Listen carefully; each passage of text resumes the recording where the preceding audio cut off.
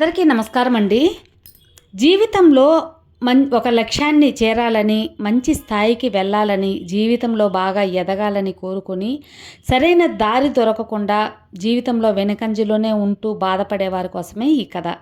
ఈరోజు ఒక మంచి కథ మీతో షేర్ చేయబోతున్నాను. Welcome back to our channel positive webs in Telugu. ఒక యువకుడు తను ఏదో సాధించాలి అని చెప్పి, కానీ ఎలా చేయాలి, ఏం చేయాలి, నాకు తగిన లక్ అనేది లేదు, తగిన ఇది లేదు అని చెప్పి వెనకంజలో ఉన్న ఒక యువకుడు దిగులుగా ఉన్న సమయంలో తన స్నేహితుడు మన ఊరి చివర ఒక గురువుగారు వచ్చున్నారు. ఆ గురి జ్ఞాని, ఆయనకి అడిగితే నీ సమస్యకు పరిష్కారం అనేది దొరుకుతుంది అని చెప్పి చెప్తారనమాట. నేరుగా ఆ యువకుడు ఏం చేస్తాడంటే ఆ గురువుగారి దగ్గరికి వెళ్తాడు. గురువుగారు, ఏంటి నాయన నీ సమస్య అనగానే, జీవితంలో మంచి స్థాయికి రాలేకపోతున్నాను, ఏది కూడా నేను చేయాలనుకున్న చేయలేకపోతున్నాను, నేను అనుకున్నది నాకు జరగటం లేదు, దీనివల్ల నేను చాలా బాధపడుతున్నాను గురూజీ అని చెప్తాడు. ఏదైనా నువ్వు సాధించాలి అన్నప్పుడు కొంచెం ఓపిక అనేది ఉండాలి నాయన, ఆ ఓపిక లేకపోతే ఏమీ చేయలేవు. కాకపోతే కాబట్టి నువ్వు చేసే పని మీద నమ్మకం జరుగుద్ది అనే ఒక నమ్మకంతో ఉండి ఓపికగా ఎదురు చూస్తే నీ లక్ష్యాన్ని చేరుకోవచ్చు, అలాగే నీ కోరిక కూడా తీరుతుంది అని చెప్పి గురువుగారు చెప్తారనమాట. అప్పుడు ఆ యువకుడు ఏమంటాడంటే, నేను అన్ని రోజులు ఓపికలుగా ఉండలేను, ఎన్ని రోజులు ఓపికగా ఉండేది గురూజీ, ఓపికగా ఉండి ఉండి ఎదురు చూసి నా వల్ల కాలేదు, ఇంకా ఎప్పుడు నాకు మంచి కాలం, నేను అనుకున్న స్థాయికి అనేది ఎప్పుడు వెళ్ళాలి, ఎంతసేపు ఈ ఓపికతో చూడటం అనేది నాకు ఎటు పాలుపోవటం లేదు, నేను చూడలేను గురువుగారు అని చెప్పి ఆ యువకుడు చెప్తాడనమాట. అవునా, సరే, నువ్వు ఇలా నీ మనస్తత్వం ఉంది కాబట్టి నీకు ఒక చిన్న కథ చెబుతాను విను. ఈ కథ విన్నాక నీకు ఏం కావాలి, నువ్వు ఏం చెయ్యాలి, నువ్వు ఏం చేస్తే నీ లక్ష్యాన్ని సాధిస్తావో తెలుస్తుంది అని చెప్పి ఆ గురువుగారు ఆ యువకుడికి ఈ కథ చెప్తుంటాడనమాట. ఆ కథ ఏంటి అంటే, ఒక రాజు వేటకెళ్తాడు. వేటకెళ్ళాక కొండలు,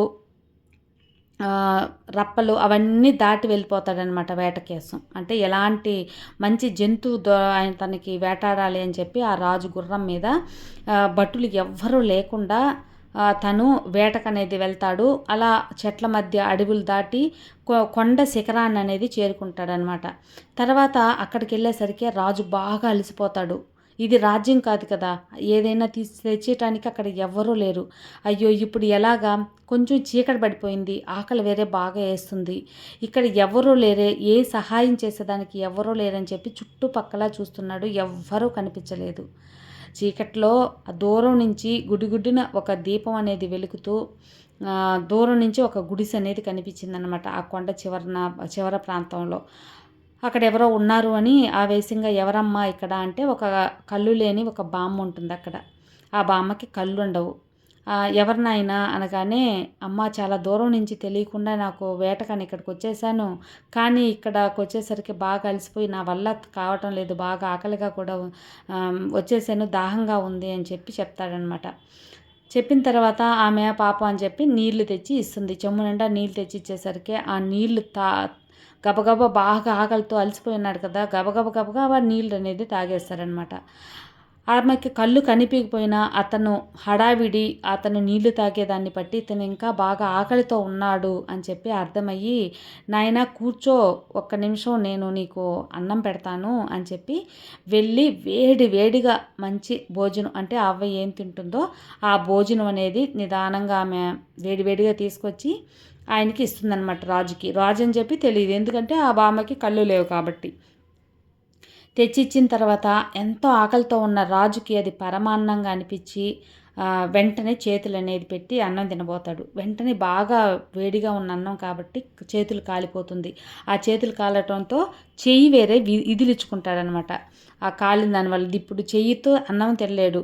చేతికి మీద ఇదిలిచ్చుకున్న తర్వాత అంతా అన్నం మెతుకులంతా ఎగిరి పడిపోయి ఉంటాయి. అన్నం కూడా కొంచెం కింద పడిపోతుంది అనమాట.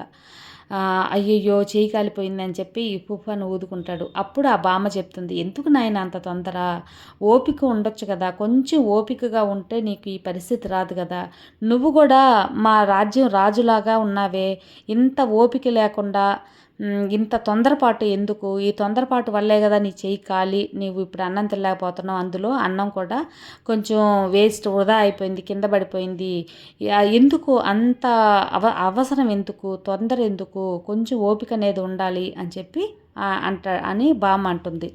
అప్పుడు రాజు గురించి చెప్పగానే ఏం చేశాడు బామ్మ మీ రాజు, ఎందుకు రాజుతో పోలుస్తున్నారు, రాజు అంత తొందరపాటు ఏం చేశారు అంటాడు. అవును, రాజుకి ఓపిక అనేదే ఉండదు, ఆలోచించలేకుండా తొందరపడి ఏదంటే చేస్తూ ఉంటాడు, దానివల్ల చాలా నష్టపోతున్నాడు మా రాజ్యం రాజు అంటాడు. మీ రాజు నష్టపోతున్నాడా ఏంటి అని చెప్పగానే అప్పుడు బామ్మ ఇలా చెప్తుందన్నమాట.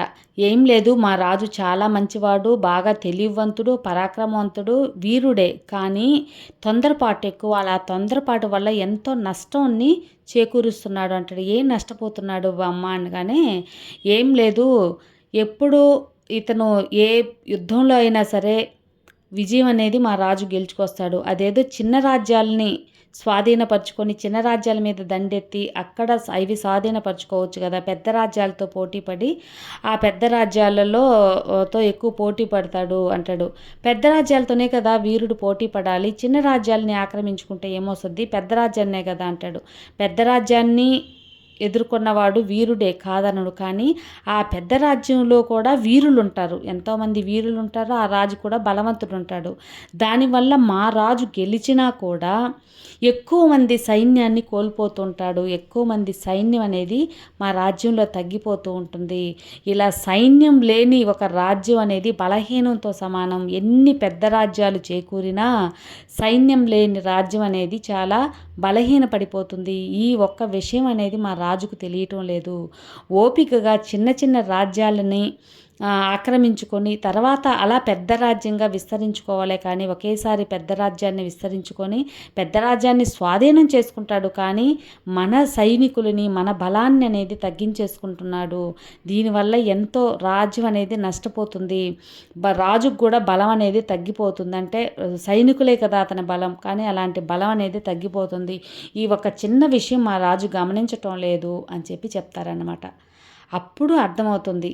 అదేవిధంగా నువ్వు కూడా చిన్న చిన్న రాజ్యాలను మా రాజు ఎలా అయితే స్వాధీనపరచుకొని పెద్ద రాజ్యంగా ఏర్పరచుకుంటే మంచిదో, నువ్వు కూడా అన్నాన్ని మధ్యలో చేయబెట్టి చేతులు కాల్చుకొని అన్నాన్ని కింద పోనివ్వకుండా ఒక సైడ్ నుంచి నిదానంగా కొద్దిగా కొంచెం కొంచెం తింటూ ఉంటే ఈ లోపల మధ్యలో అనేది నీకు చల్లగా అవుతుంది అన్నం. అప్పుడు ఈజీగా నువ్వు ఆహారాన్ని తినచ్చు. దేనికైనా సరే నీ ఆకలి నాకు అర్థమవుతుంది, కానీ దేనికైనా ఓపిక అనేది అవసరం. ఆ ఓపిక అనేది నీ తక్కువ వల్ల ఇప్పుడు నీ చెయ్యి కాలి నీకే ప్రమాదం తెచ్చిపెట్టింది. ఎప్పుడు కూడా ఓపికగా ఉన్నంత ఫలితం ఎప్పుడూ రాదు అని చెప్పి, నిదానంగా తిను నాయనా, ఏం అవసరం లేదు అని చెప్పి బామ్మ చెప్తుంది. అప్పుడు అర్థమవుతుంది, ఓహో బామ్మ చెప్పిన విషయం నిజమే అని చెప్పి అర్థమయ్యి ఇంకా మార్చుకోవాలని రాజు అనుకుంటాడనమాట. ఈ కథని ఆ యువకుడికి ఋషి చెప్తూ ఉంటాడు. దీనివల్ల నిదానమే ప్రధానమని నీకు అర్థమైంది కదా, నిదానంగా ఓపికగా ఉంటే మంచి జరుగుతుంది. ఒక మామిడి ముట్టిని మనం మొలేసి అది దాన్ని కొద్ది కొద్దిగా పాదు చేసి నీరు పెడతా ఉంటే అది చెట్టు అయ్యి మంచి ఫలాలు ఇవ్వటానికి 2-3 సంవత్సరాలు అనేది పడుతుంది. అదేవిధంగా మనం త్వరగా అది ఎదగాలని చెప్పి ఎక్కువ నీళ్ళు అనేది పోసేసి ఎక్కువ వెరువు అనేది వేసేస్తే అది కుళ్ళిపోయి చచ్చిపోతుంది.